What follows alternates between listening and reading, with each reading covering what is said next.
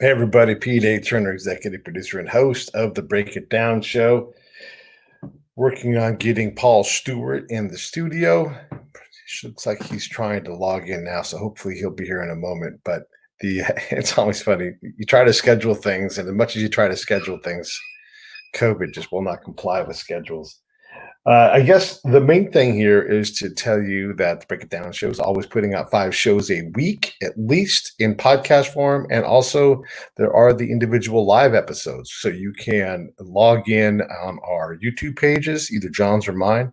You can also check us out on Facebook and Twitter, and you can follow the live episodes there. Now, sometimes John will put his up on his thing. Either way, if you're connected to the Break It Down show page on Facebook, you should be able to see when the shows are going to come out. Like tomorrow, we're going to redo the John Brinkus episode. Everything's confirmed, and God willing, the creek don't rise. We'll have John Brinkus on, but also Elliot Randall, an episode with him, and he is part of the Steely Dan family of musicians, among a bunch of other things. And Wes is going to co-host that one with John. So we're always putting out content, and usually it ends up being well more than 5 lives a week, just because we keep getting great things. And I'm working on booking out stuff for July now. It's pretty exciting. It's a pretty exciting time, and also I'm trying to get through this pile of work that is the Prison Chronicles. That will hopefully be ready to go on schedule for the 15th of next month. TBD, a month away. Like, seems like a long time for you guys, maybe, but for me, I'm like, oh my God, we're running out of time. So that will be happening soon. I'm keeping track here of Stewy to see if there's any questions from Stu. You know, it's funny. Paul Stewart is a super good guy. I talked to him on the phone a couple weeks ago, and just a lovable, likable guy who was an NHL player. Now, look, his career was, I guess, about 21 games long in the NHL, and then also in the minor leagues and that kind of thing, and other alternate professional leagues. He scored 2 goals. He played for the Nordiques way back in the 80s, or actually 1980, I guess you would say. So, his career as a player was successful enough to reach the pinnacle of all the leagues, but not long lasting because, hockey's hockey and it's a tough game. But then he came back to NHL as a referee, and he refed for, over 1,000 games. So he had a secondary career, and ultimately that got him into the U.S. Hockey Hall of Fame. And that's when you think about that, like, you get to make it to the dream job. I got to get to the NHL as a kid. You do, but it's just not meant to be. You're there for basically a cup of coffee. And then you get to come back as a referee. No one picks that path. No one picks it. So I'm curious what it's like to realize your dream, realize it's not going to happen how you thought it was, and yet really still realize your dream because you are in the NHL making money, while refereeing people playing hockey. So what was that like? And just get in general. Look, he is a Renaissance man. So he's got all kinds of great stories, and I think you're really going to enjoy him. I'm hoping that everything works out. Sometimes these things schedule-wise aren't good. Let me just take a moment here to look at my phone and see if we can't figure out what's going on here. I love live podcasting because it's just the variables are endless. So we try to set things up and get them to go, but they don't always go. So let me see here. Okay. Well, let me just try to call him. Everybody stand by for a second. Calling Stu on the phone.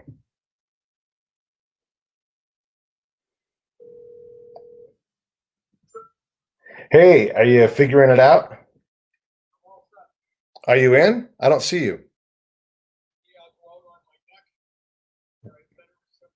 Okay. Are you logging in with the link that I sent you via email? Okay.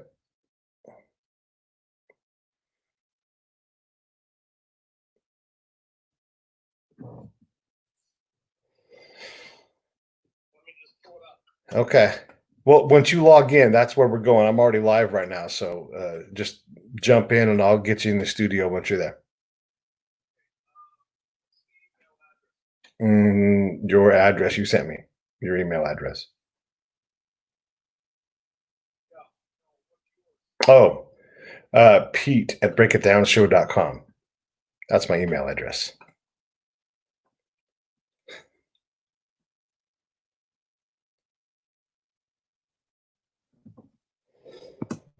Click says badass raft. Yes, that's the link. If you click on that, I will be there, and I'll be there momentarily. All right. All right. We got it all sorted out now. Charlie Cook says badass ref because Charlie Cook is a hockey fan and a deep, deep fan of the Break It Down show and a personal friend of mine now. And with Stu, so he's a Maple Leafs guy. Hey, there's Stewy right there. There he is. There you go. The mystery of technology. Yeah, man, I hear you. No one's mad about this. We got time. I was just telling you. So Charlie Cook's comment is on the screen. It says "badass ref," and we were talking about your history. As a Hall of Fame NHL, U.S. Hall of Fame, NHL player / referee, mostly a referee, and just a remarkable thing. And I guess the thing that I would want to kick this whole thing off with is, if I was to tell the young you, hey, you're going to realize your dream, you're going to play professional hockey, and not just in other leagues, but in the NHL. But your real dream is going to be in the NHL doing something else. What would you tell that kid? Like, what is that 18-year-old hard-headed, bare knuckles guy who probably didn't want to wear a helmet when he plays hockey? What does that guy say to that, like, referee, that kind of thing? Well, I think that if you had said you're going to be skating in the NHL, regardless of the position I was going to be in, I would be thrilled, psyched, and ready to go. As far as the helmet went, the only reason I can remember when we first started to learn how to skate, we didn't wear helmets. We wore, woolen mittens, and I had my sister's two large white with skate tips, with the tips on the skates.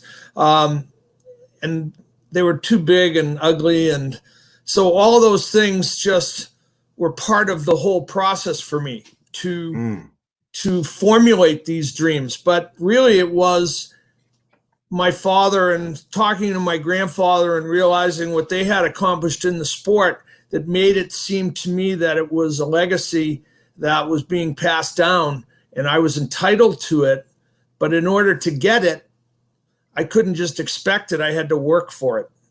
So you'd be telling me at age 18, you're going to get there.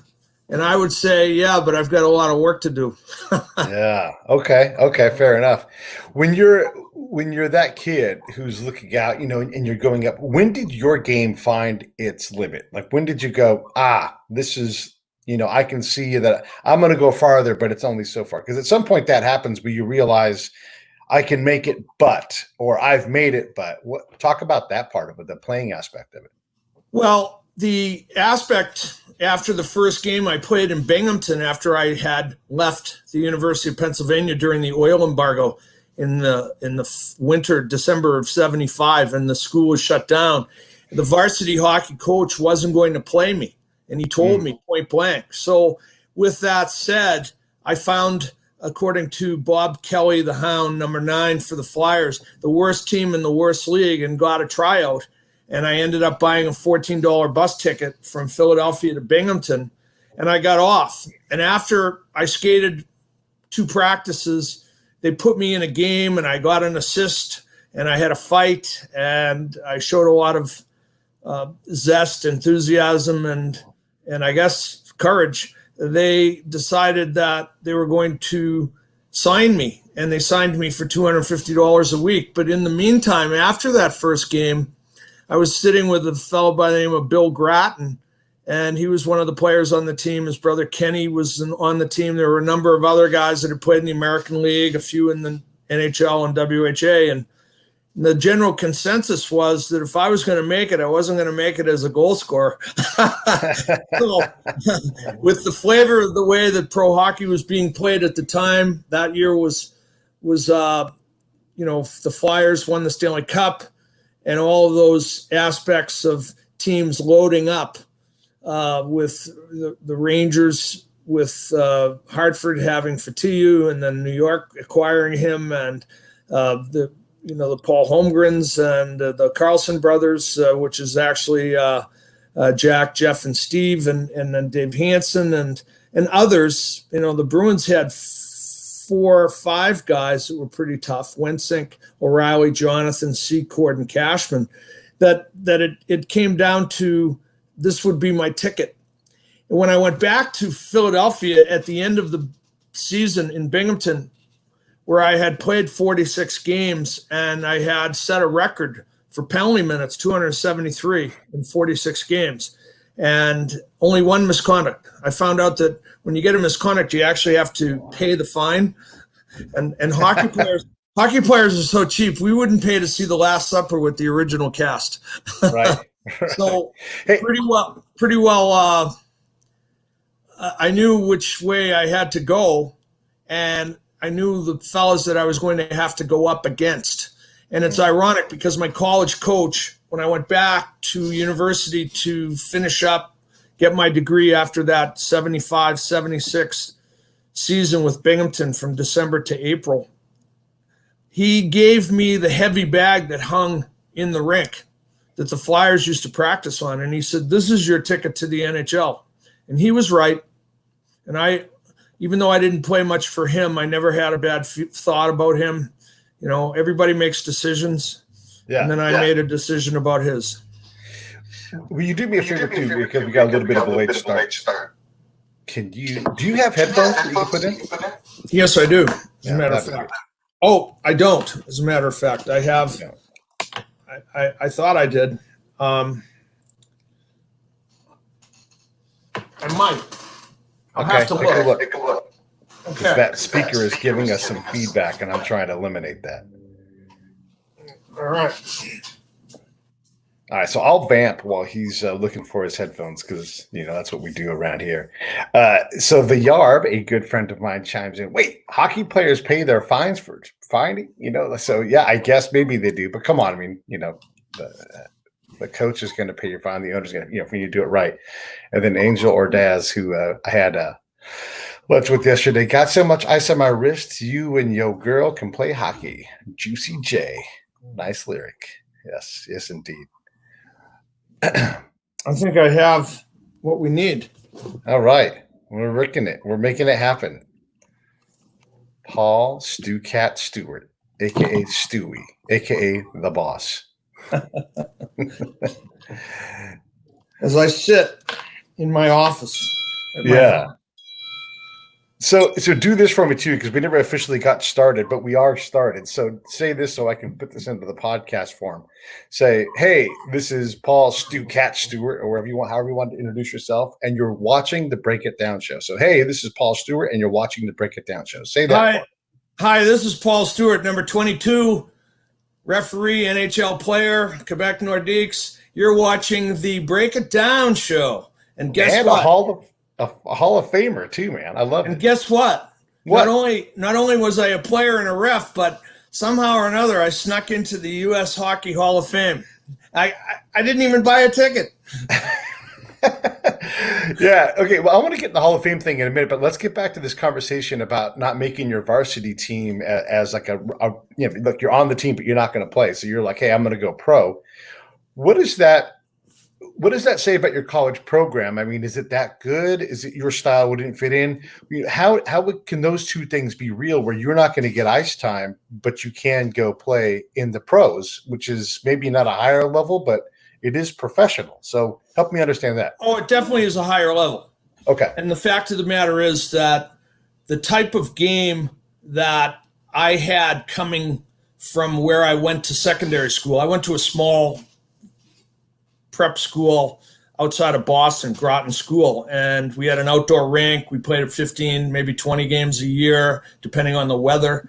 And in comparison to the Canadian kids who were playing Tier 2 junior in Dixie and other places, they were playing 80 to 100 games. So my experience level was so much less. But the secret I learned years ago from my father, my grandfather, and others is if you can skate, you'll play. And the aspect of that is that I certainly could skate, and I constantly worked at skating, and I got better. But the hands, with the puck and the experience and the confidence wasn't as much there. I grew up in a tough neighborhood, and off the ice I could fight. And I translated that into learning how to do it on the ice, because that was an accepted way for people to break into the NHL. The Flyers practiced at the collegiate rink. We were an Ivy League school, so we played Harvard and Dartmouth and Yale. And I played against a lot of guys that were good players that went on and played pro. But the fact is that in the late 60s, early 70s, to see an American collegiate kid from Groton School and the University of Pennsylvania make it to the National Hockey League was like thinking that the Titanic was going to get to New York. And it just wasn't happening. And so it was sheer will and determination on my part that I couldn't. Man in demand. Yeah, I have business going and other different things. But the fact is that they couldn't dispel my dream, and they couldn't quench the flame. They tried, and the only way they could beat me was psychologically. They couldn't beat me with standing in the corner or going to get the puck, because even the coach said in the book that I wrote later on, I was the toughest guy in his team, and I did play through people. And so having little experience in the secondary level, the high school level, and going up against these kids, and the majority of the kids that were at Penn were Canadian, I was the $3 bill. I just didn't fit. Gotcha. And you know what? Some of them are friends of mine, especially the older guys that knew me, that I played with my sophomore year. I played a lot, and I have friends, that on both sides of the border, and one or two I actually teamed up with in the American League and in the North American League. So I don't feel badly that I didn't make all sorts of bosom buddies at Penn. I did what I wanted to do, which was I got out of there with a degree, and I satisfied my parents' wishes, which was to get a diploma. But then I went on to play. And the year after I didn't play at Penn, the Rangers signed me, and my first exhibition game was against the Flyers in Madison Square Garden. So, take that, you guys. How about that? Suck on that. And I didn't go back to the Penn campus for 40 years. I went back a couple years ago with my teammate, John Harwood, Speaker of the House in the state of Rhode Island, a tough kid from Pawtucket, good kid, smart. And he and we went back, and I walked in, and the same guys that were good to me back in those days were still good, and the other ones just sat and looked at me, probably embarrassed, but I didn't give a damn, to be honest with you. I really didn't care what they thought. I made it, and a lot of them didn't think I would. You know what? I made it. Did your coach do you a favor, at least in terms of spurring you to get the hell out of there and go get on a bus and however long that bus ride was? I mean, $14 worth of bus time is a long time. Did he do you a favor by selling you short a little bit? Well, I don't think it necessarily was viewed as a favor at the time. Yeah, for sure. Because I was hurt, and I was young. But I think the honesty of it was that, he didn't, give me any pie in the sky, or maybe this and maybe that. He just said, you're not going to play. And then I had to make a decision about his decision. And I had to deep down in my heart say, are you going to show yourself or not? And you know what? I went. And the fact is that it's the same thing with people that right after Pearl Harbor, they went down and signed up because they had the guts and they had the dedication. And I had that, certainly, I think, in my heart, that I was not going to give up on my own dream, and I wasn't going to allow others to take it away from me. And as far as I see the comment about paying your own fine, most teams would pay your fine unless it was for talking, yapping. They wouldn't pay for yapping. So Okay. I found out that $50 out of a $250 a week pay, $50 is a hunk. So I didn't want to. I didn't want to keep paying that, especially for flapping my gums at a referee. And later on, I became a referee. Yeah. And I love that your book is titled "You Want to Go." Well, it has Hey, so that has a lot of meanings.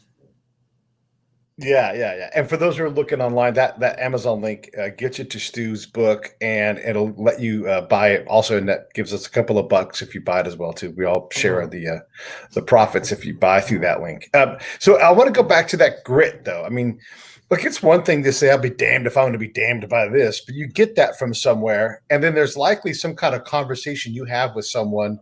And then either they challenge you, they give you advice. They're like, you're not a man if you don't, or whatever. You don't got a hair in your ass if you don't do this.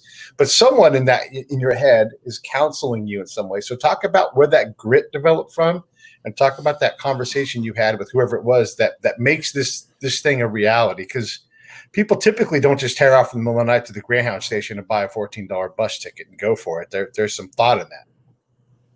Well, I was fortunate to have a father that was involved in sports, but also was involved in development of young people. He was a coach for 37 years at Boston English High. He only missed 10 days of school in all those years. He coached football, hockey, and baseball.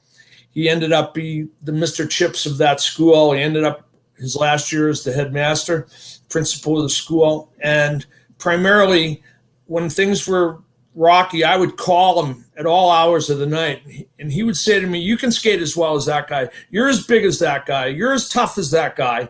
And he would look at different players, even in the National League, because he was familiar with the National League. His father, my grandfather, was a referee in the NHL, the first American to referee in the NHL back in the 20s and 30s and 40s. And Then he coached Chicago and won a Stanley Cup. So we knew about hockey in our house. And that's pretty much what the conversation centered around. And as well, baseball. My grandfather also was a Major League Baseball player, a Major League Baseball umpire. And he did that in the winter.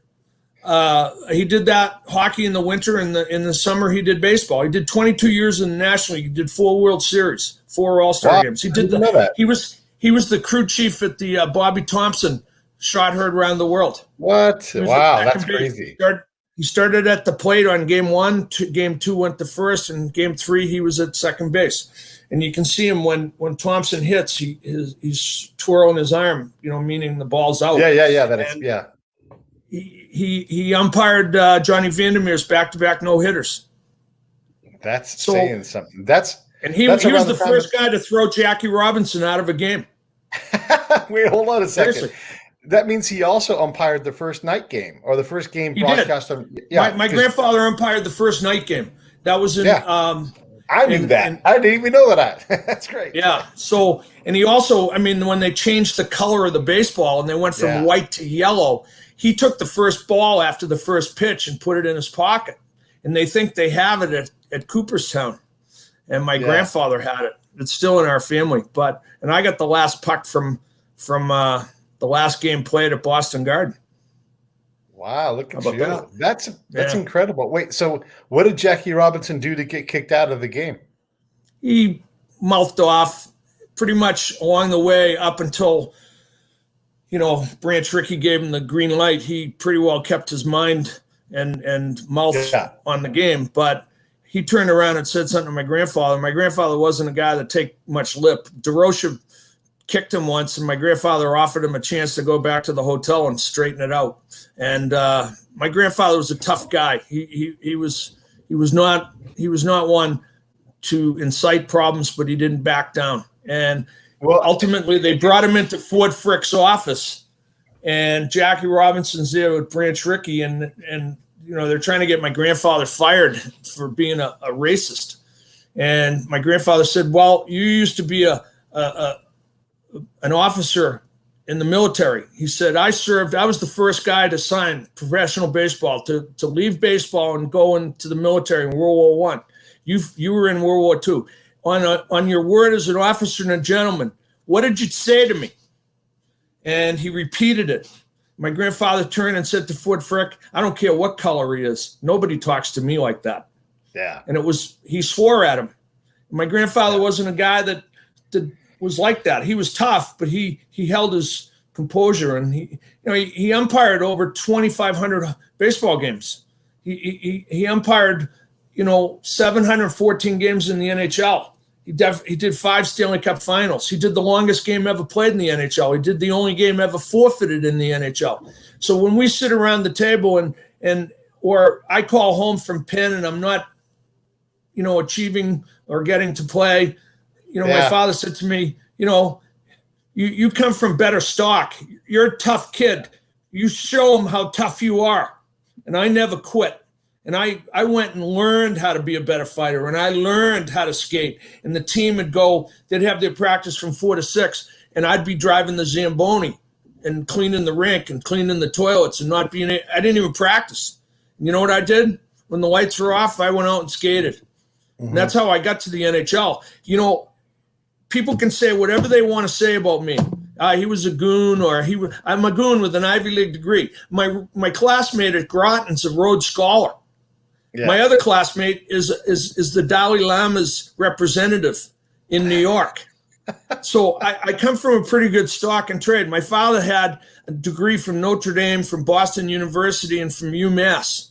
So, and he went to Groton. He went to Lawrence Academy and Notre Dame, and he started the hockey program at Notre Dame when my grandfather was coaching the Hawks. So the fact is that I had a legacy, and I didn't feel entitled, but I felt that I had a stake in the game, that I wasn't going to give up or surrender just because somebody said I wasn't good enough. And you know what? Face facts. In the 70s, almost all the tough guys in the NHL were American. Chris Nilan in Montreal, Kurt Walker in Toronto, Holmgren in Philly, Carlson in Minnesota, me in Quebec. Go from there. Looked up Fatiou in New York. And you know what? So, you know what? Talk is cheap. Bring it on. We'll see you in the corner. You want a piece of me? Help yourself. And you know what? You beat me one, coming back. And I had no fear.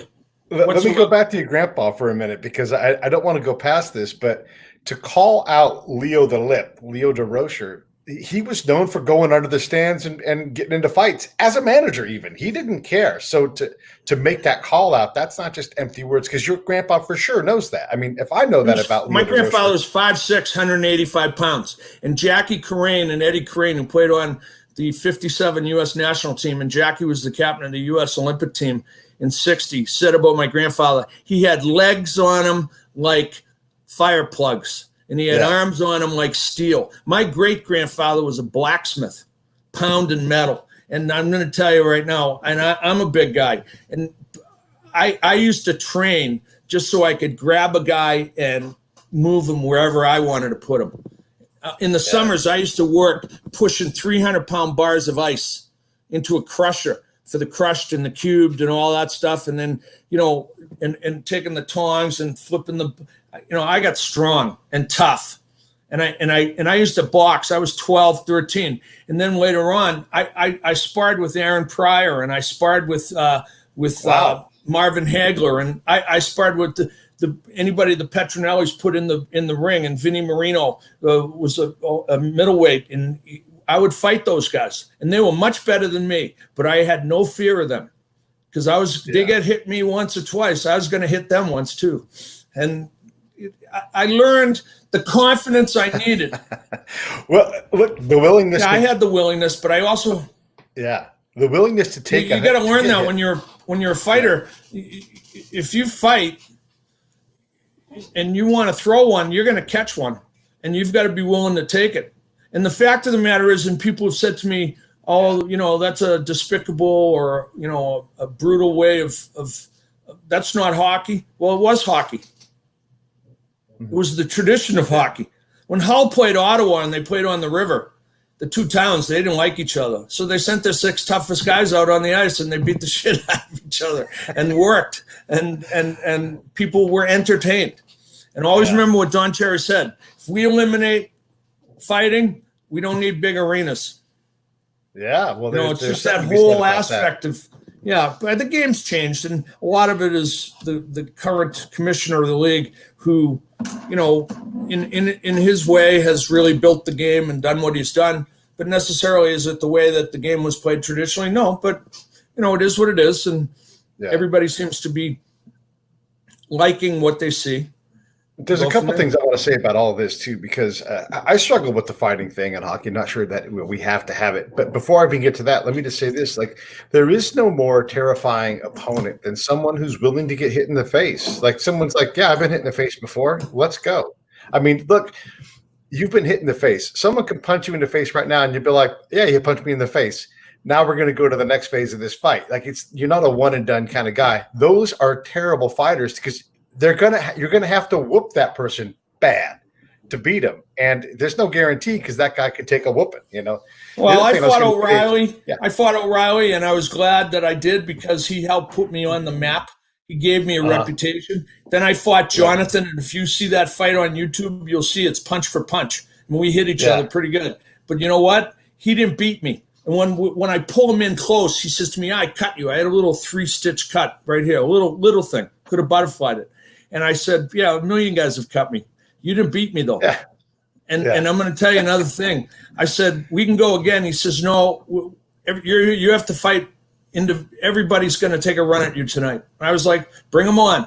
Gary Doak came over and said something to me in the penalty box, and I turned. I stood up. I pointed at him. I said, "Hey, you, go back to the bench. I'm only doing heavyweights." And, the fact – people would say this. Dave Hansen wrote in his book that people didn't want to fight me because I got blood all over their sweaters. Guess what? People didn't want to fight me because if they beat me, they knew they'd have to fight me again. And I never felt that I got beaten. I lost a round, but I never lost the war. Yeah. Because I would come back. My job was to make sure that Robbie Fatorik and Rick Dudley and those players, Jamie Hislop and others, they could play Billy Gilligan. They could play their game without having to worry about getting clubbed or cracked or jumped or whatever because they had me. And you know what? Yeah. Out of it, I got to play. Yeah. And I didn't get to play as much as I wanted, but hey, listen, as I started to say back a while ago, you can mock me all you want and say about me, "Oh, he's a goon, he's an idiot, he's this, he's that." I played in the National Hockey League. And when I walk into a room, Phil Esposito, who got 1,000 goals, and Gretzky, who got 1,000 goals, and Gordie Howe, God rest his soul, and others, they would say, "Hey, Paul, how are you?" And I got that respect. Yeah. But the fact is they respected me because I gave them an honest effort. I never gooned anybody. I took on the tough guys. I never fought a guy that wasn't a tough guy. That's me. You also scored 2 goals. I mean, in NHL. So it's not a lot, but if you score a goal every 10 games that you play, and you have a long career, you've scored a load of goals. I mean, that's just a fact, But I would go like I scored that on March 23rd, 1980 in Vancouver. And I just saw it on replay. Someone had found the clip, and I had never seen it. I grabbed this pass from Tardif, and I went to move, and the puck actually slithered off my stick, went underneath Bromley, and you could read NHL as it went across the line. But it went in, and I have the puck. And I also have another puck. I have a puck from the first game I ever refereed in the NHL. Montreal at Boston, March 26, 1986. So I have those 2 pucks on a plaque. And you know what? No one else has that. Yeah. No one in the world has that. I do. And the fact is that people can say whatever they want. But I don't have to stand there. Did you ever get robbed of a goal? Like I did it. When you were playing? Is there a missing third goal that might have gone in except for some weird circumstance? I scored another one against Chico Resch. I always tell him that he had a full head of hair till he found out I scored, and then he went bald as a cue. But I can't recall that I had, a number of goals or tips or anything along that line. But the fact is that there were games, I dressed in more games than 21 played. That's the thing. Right. People don't realize that. I was there, and I would go to St. Louis or Chicago, and I would sit on the bench and never play. Right. And if you didn't get on the ice, you didn't get a game played. Gotcha. So I was there for 50, 60 games, and I only got 21 played. We would go really, to Edmonton. And you were there basically for a full season. Did you get injured at all or no? No, they sent me down to Cincinnati for a while, and then I came back up. And then they sent me back down, and then they brought me up, and then I went to Birmingham, and I moved around hopscotch a little bit. But primarily, what it came down to was that I just didn't play, and it's kind of too bad. It's the only regret I have with Jacques Demers is that he didn't play me regularly. O'Reilly got with Don Cherry and Bep Gwynlyn, and they played him, and he got better and better because he was a terrible skater, and then he got better. He worked at it. Well, I worked at it too. And I'm going to tell you, and this is the point, they can say what they want about me as a player, but my ability to skate, I lasted 20 more years reffing, 17 in the NHL. And you know what? When I worked in the minors, I didn't work 80 games. I worked 150 games every night and traveling from Moose Jaw to Saskatoon to Lethbridge and all those junior stops out west, and then north into Ontario and going to Sudbury and all those places along the way, and then working the American League and going to Sherbrooke and Moncton and Halifax and Sydney, and I went everywhere. Anywhere they went, I went, and I went without bitterness, and I was just there to do my job and learn my trade. And John McCauley, God rest his soul, and I just talked to Scotty Morrison, who was the head referee in chief, and they believed in me. That's why, I pissed a lot of people off. I went from 1983 starting refereeing to 1986 working the National League. I had like maybe 200 games in the minors, another 150 in the juniors. Not a lot of experience, but as they said to the doubters, the doubting Thomases, Paul Stewart, he had the bloodlines. Yeah, I had the experience hanging around. Plus, I played pro, so I knew what guys were thinking, and I could see. And I was a student of the game. And you know what? I was going to ask that. You don't get into panic rotten unless you have a bit of a brain. Yeah, I mean, come on. Yeah, I was going to ask you about that, but before we get too far past it, in terms of if you are going to be an enforcer, and let's say you have a longer career, how much of your time is dedicated to the fighting aspect of the game? You have to put time into that. No one needs you, shooting goals, at a high rate. They need you knocking people down and making them respect the fact that you're on the bench. So how much of your time would be dedicated, over the course of a 10-year career to developing your ability to punch someone in the mouth? Well, I had to work twice as hard to get half as much ice time. Yeah. And basically it came down to I had to everything that you see in the Rocky with the jump in the rope and hitting the bag and the speed bag and doing the push-ups and short of chasing the chicken, everything they did, I did. Seriously. And then I went and sparred people. And like Smoke and Joe Frazier, I went to his gym up in North Philly. And actually it was in West Philly. And I'd get in the ring with these guys in Cincinnati, Muhammad Ali's brother, Mustafa Muhammad, and they're looking at us, 210-pound white guy's going to get his ass thumped, and all of a sudden they're hitting me and I'm hitting them back, and there's the manager's saying, you should forget the hockey and come turn pro. You'd be good at this, and that wasn't my dream. It wasn't my thing. I used fighting as a means to an end and a tool, but it did help me when I got into refereeing because the players would look at me and they knew that I wasn't afraid of them at all. Right. And I wasn't afraid of coaches either. Scotty, I knew Scotty when I almost signed with the Sabres. So I knew Scotty, and he, tough negotiator, tough coach and everything. And I was never intimidated by him, ever. And Pat Burns, God rest his soul, Cherry, any of those guys. I was capable of dealing with all of them and the GMs. I'm Let telling me you, ask you and the another thing, owners too. too. This is Oh, I'm sure. I mean, like you get to the point where clearly, like your level of fear of dealing with somebody is at zero. But let me ask you this because I want to ask about your grandpa or your connection to the 1960 gold medal Olympic winning team, because that seems like something your grandpa might have had, a part of or been Yeah, situated in to. Any thoughts '57, on the 60? he was the coach of the U.S. national team in '57, and he put that team together with the Cleary brothers, Yeah, Billy and Bobby Cleary, who went on and played on the '60 team. He right. put them with the Christian brothers. He put them with the Carane brothers and Rodenheiser and a whole bunch of different guys that were good, great American players.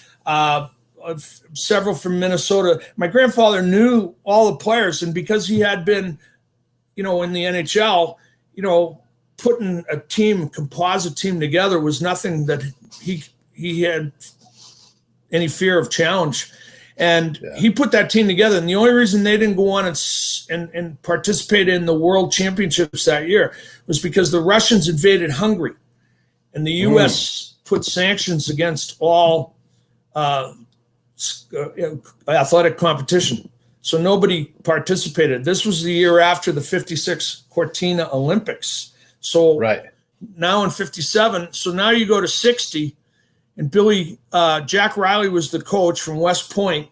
And of course, Walter Bush was involved. And, they talk about Herb being the last player cut. Herb went on and played in '64. So it was like he never got a chance. And Herb was a great friend of mine. God rest his soul. I'm sad about him.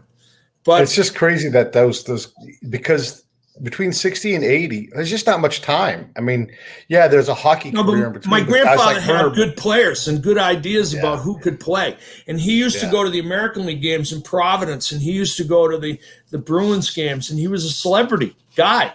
Yeah. And, he was a legendary guy. And I would go along with him. And I think that's part of what precipitated my desire to have and my dream. I used to see the respect that he was afforded. And going in the back door and, would you like a Coke? And, all these things that, I looked at it and I looked at it as my birthright. And, I just had, so going back to your original question, when all these things were tough, what do I say? I say, I'm listening to the voices of my grandfather. I'm listening to my father. He's calling me, and I'm sitting in the Zamboni pit crying my eyes out that I'm not on the bus going to Princeton. And the next day I'm on the bus going to Binghamton. My father said to me, he said, now you're going to find out how tough you are, and you'll show the world how tough you are. If you're tough, you'll have the right stuff to do what's going to be necessary to do. He said, and you know what? You'll show them.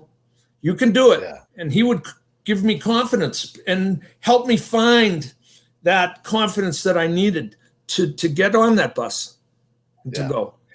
Yeah, and it's okay to cry in the Zamboni pit and not be sure what's next. But your dad or whoever, your mentor, whoever it is in life, they get to say, are you tough enough to get past this? Are you tough enough to get past the next thing? Because I promise it's coming. And the person that says, yeah, I'll be damned if I'm damned by this, then they go forward. And whatever comes next, you don't get to pick, but it's coming. And you do it. Like I think about a player like Chuck Knobloch, who had no business being as good as he was in baseball, but he just willed himself, to be a better player. And I think that's what happens when players get up to that elite level. The simple stuff that like the stuff that cripples other people, it doesn't cripple them because they're like, yeah, that hurt. That sucked. I cried. I got up and I kept going forward until, it's not the player with the most talent that gets there. I mean, sometimes, but it's really the player that has to have it. The player that has to evolve into something else so that they can be an enforcer or ultimately a referee.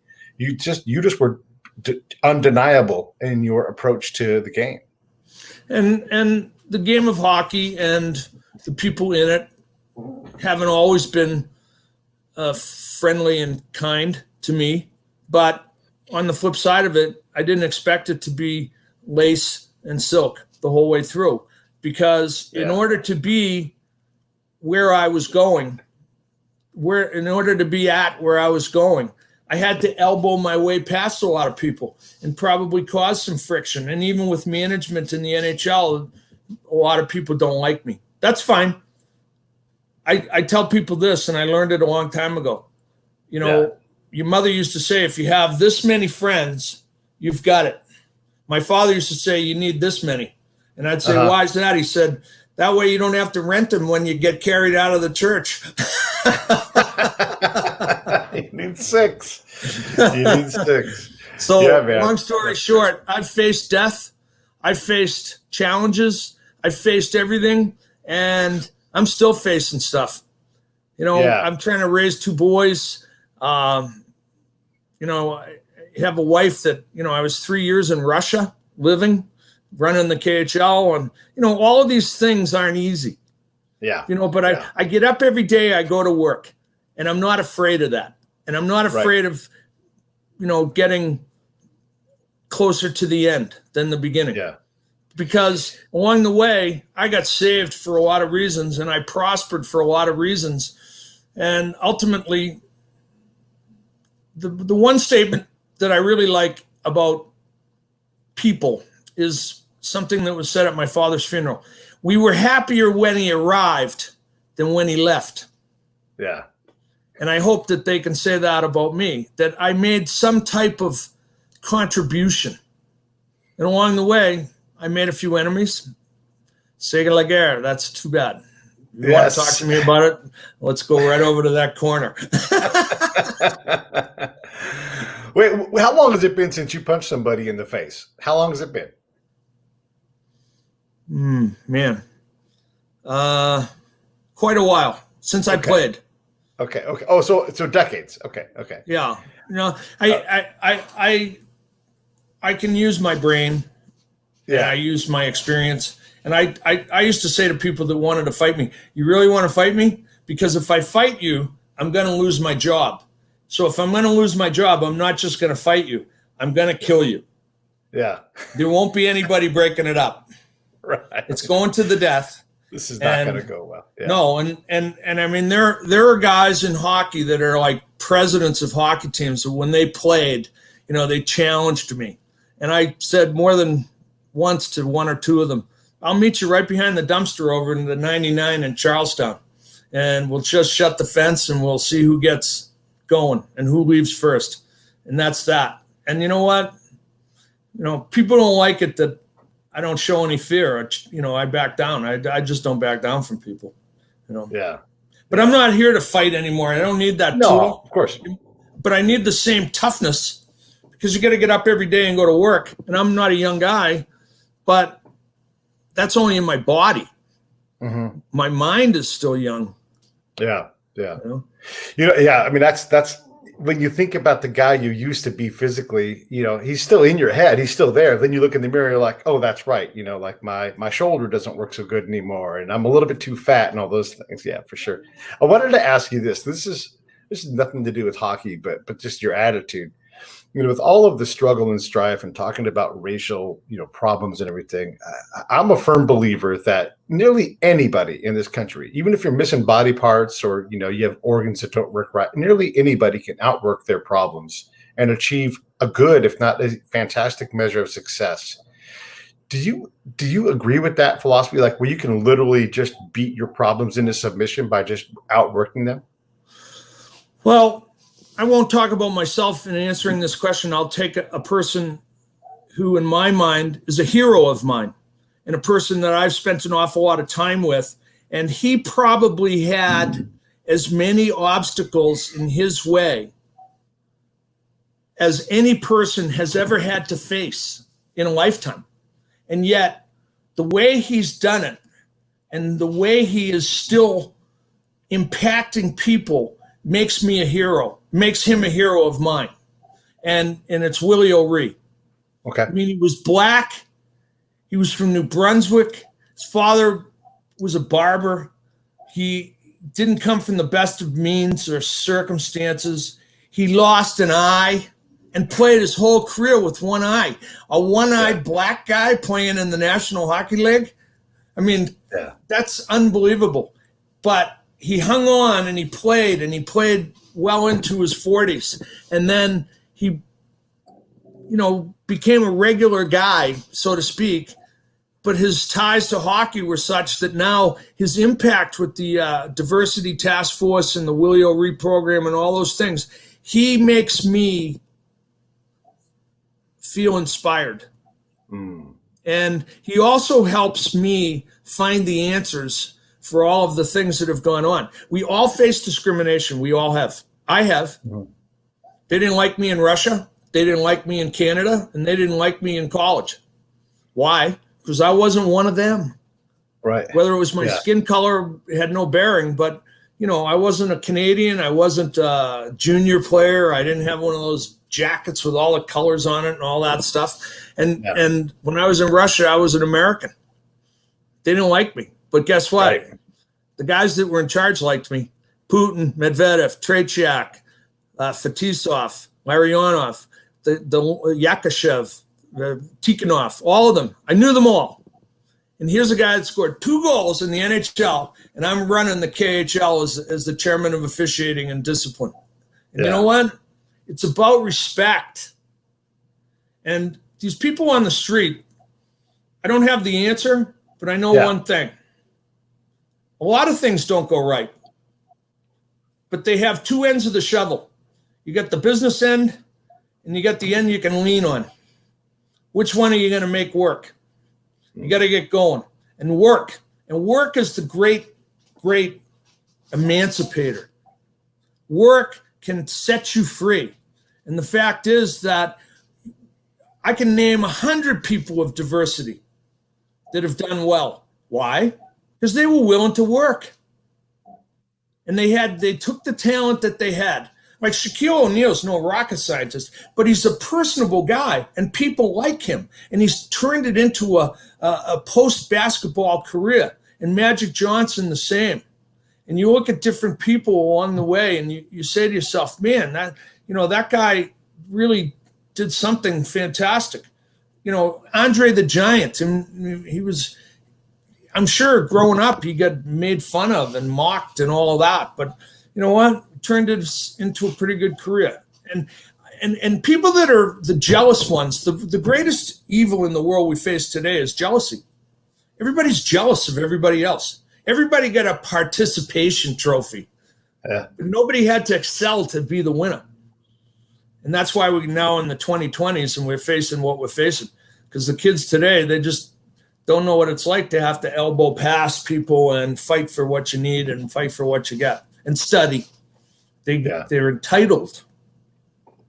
So Willie O'Ree best represents, to me, a person that we should try to model ourselves after.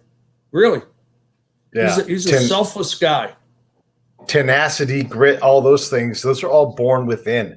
And they're not born with somebody else saying, here's your grit. Your dad can't say, why don't you go try harder. He's got to put it on you. You're better than that, and I really believe that the vast majority of people can do that. Let me ask you about when you're reffing, is there time for you to get lost in the game or the moment? I was thinking about when Gretzky was doing his last, games, his last season, and all of the celebratory, stick banging on the wall, with the other team, and just all the respect.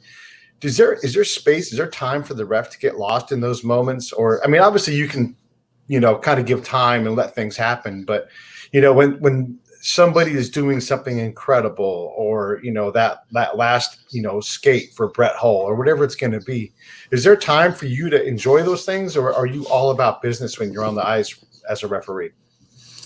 Well, the hardest thing that you can achieve in refereeing is respect. And the easiest thing to lose quickly is respect. So when you're on the ice officiating the game, you're working and it's a job. And during that entire time, you have taken a vow, an oath, that you are there for the fairness and the equality of the game per the rules. And also you're there for the safety of the players. And that to me is the paramount thing. So those aspects of delving into dreaming and reminiscing and all those other things never were part of my thinking, even up into the very last game. When I worked my last game in 2003 in Boston, I went across the street. We had a nice little party with 40, 50 friends. And then I went home, and the league called me, and they said they wanted me to go to North Carolina to referee a game next day. Yeah. And I said, I can't. I retired. They said, well, you're still under contract. You have to go. I said, I just pulled a groin. Tell me I didn't. I'm not going to North Carolina. I worked my last game. I worked my first game in Boston. I worked my last game in Boston. It's a proper finish. But when I went home, I had a copy of the game, DVD.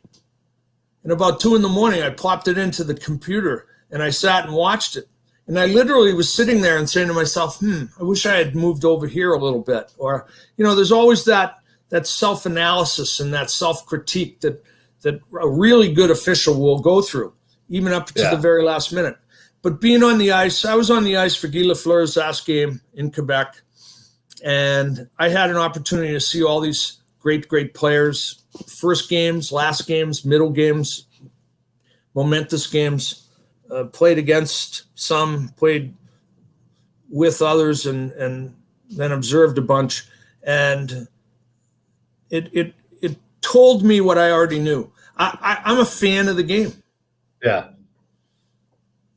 And to be part of that game and have earned the respect, the last thing I would ever do is do something to lose that respect.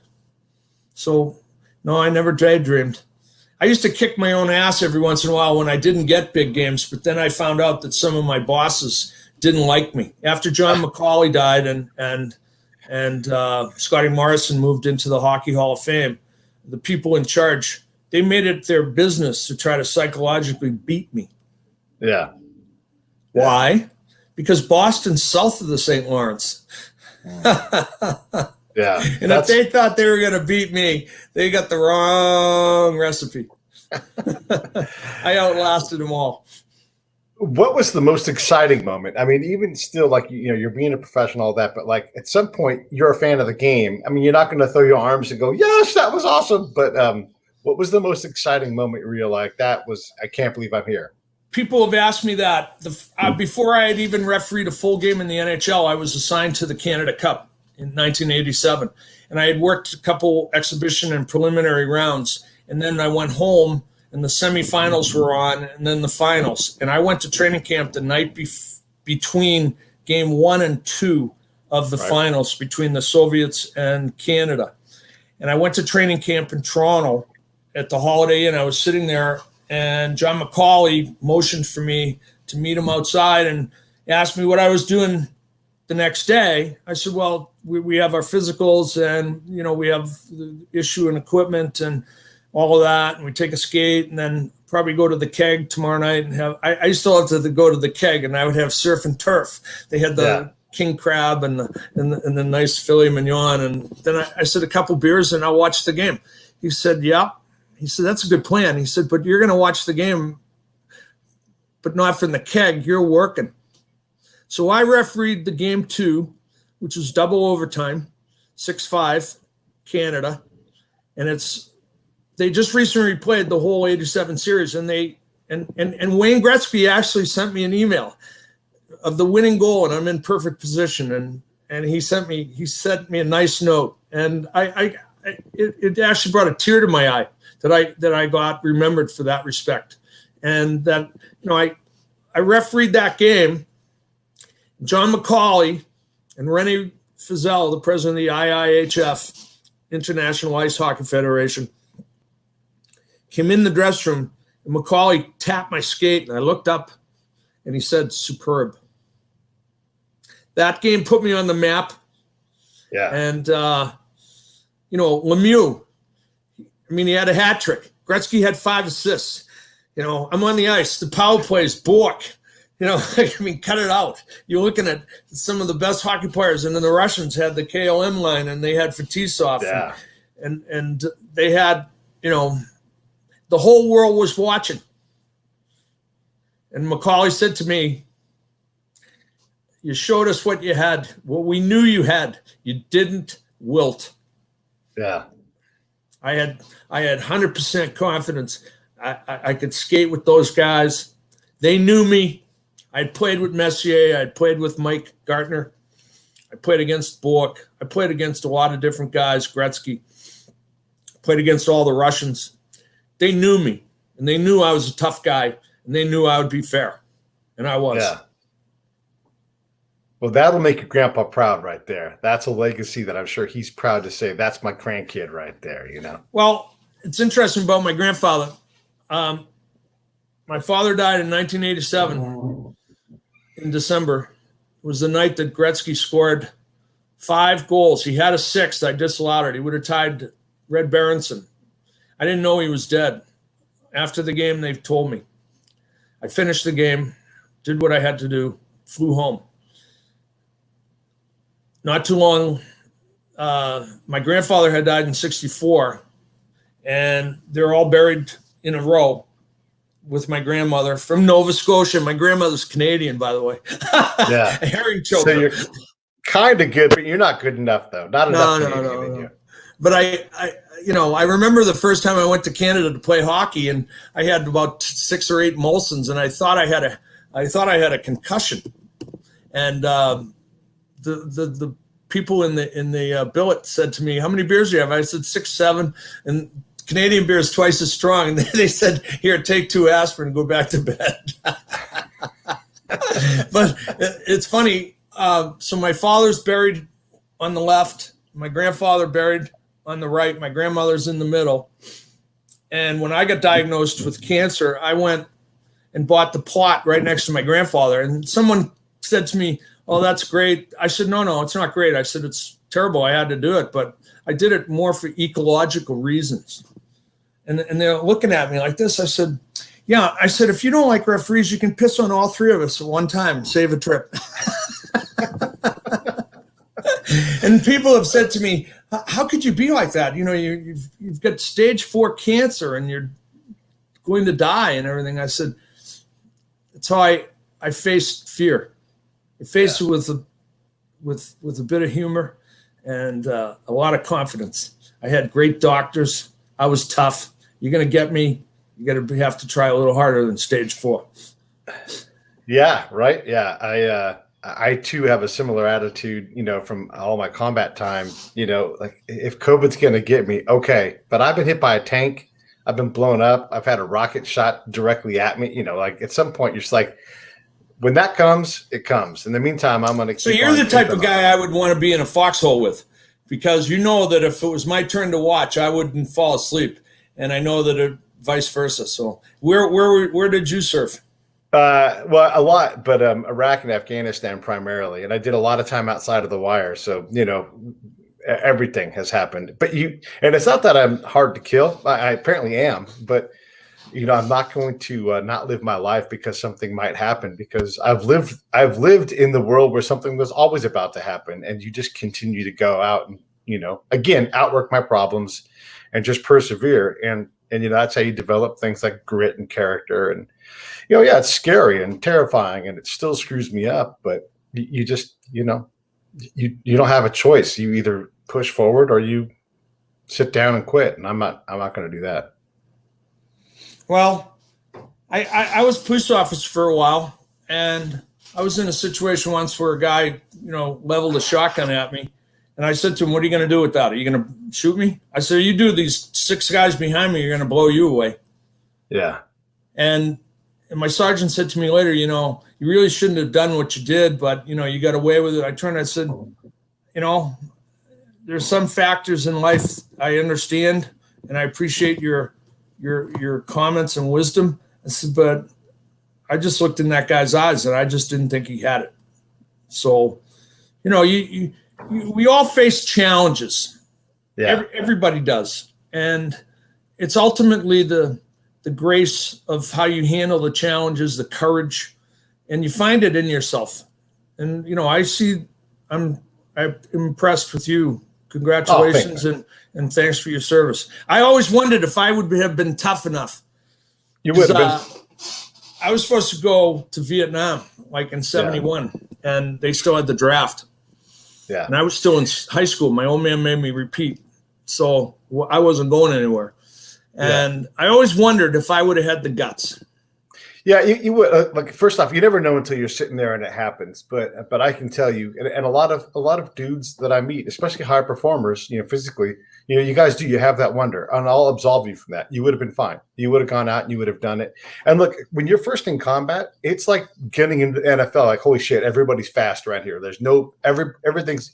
But then it slows down, and I remember the moment, like when combat slowed down for me, and I'm like, okay, I know what to do now. Like, you move directly with a purpose, and time totally changes. Sometimes it's compressed, sometimes it's elongated, but you get used to that and you just operate. And I'm positive all of those things resonate. I mean, you stand in front of someone that their job is to beat you up, and you stand in front of them, and that's your job. Then you guys go and see. That's combat. I mean, that's straight up conflict at the highest level, and then you go do it the next night. Like, it's a difference maker. The real fear was in the dressing room before the game, and they're going over the lineup, and there's going, oh yeah, there's Wensink and O'Reilly and Jonathan and Sequid, and I'm like, who's Sequid? I never heard of that guy. I fought all the other guys. Who's that guy? So, it turned out he was a pretty tough guy too. But yeah. Well, it's only tough guys up tough. Everybody can be tough. And my old man used to say to me, don't back the chipmunk into the corner. You never know. He might bite. Yeah. So don't underestimate anybody. Well, listen, your phone has been ringing, and we've been talking for an hour, and it was fantastic. I really appreciate you coming on. I mean, it's great to have your experience, because, bringing your grandpa in was an unexpected surprise for me. But I love that stuff. You're talking about the impact of a World War I veteran still to this day having impacts on people. Like, I'm going to reflect on that. Here's someone who kicks Jackie Robinson out of the game and then knows you could call a military person on their integrity. Like right now, on you being an officer, tell the truth. And if they don't, way worse. Shame on them. Wait, yeah, exactly. It's way worse, because now you've compromised your honor. And to Jackie's credit, told the truth, and that's what you have to do. And my grandfather's favorite player was Willie Mays. Was it really? Yeah.